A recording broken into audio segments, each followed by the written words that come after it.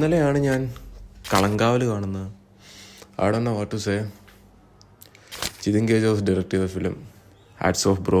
എനിക്കെന്തോ ഈ പടം അങ്ങ് ഭയങ്കരമായിട്ട് ഇഷ്ടമായി. ഇതിൻ്റെ മെയിൻ പോസിറ്റീവ് എടുത്തു പറയേണ്ടത് ഇതിൻ്റെ പെർഫോമൻസസ് ആണ്. അതിൽ തന്നെ എടുത്തു പറയേണ്ടത് മമ്മൂക്ക.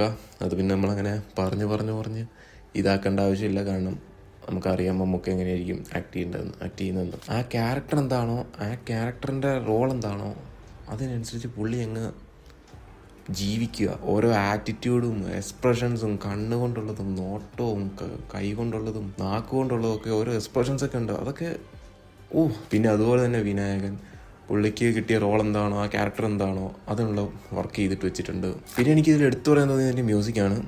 പൊളി. ബാക്ക്ഗ്രൗണ്ട് സ്കോറൊക്കെ ഇങ്ങനെ നിറഞ്ഞു നിൽക്കുക, നമ്മുടെ ചെവിക്കകത്തോടെ ഇങ്ങനെയൊക്കെ പൊയ്ക്കൊണ്ടിരിക്കുക.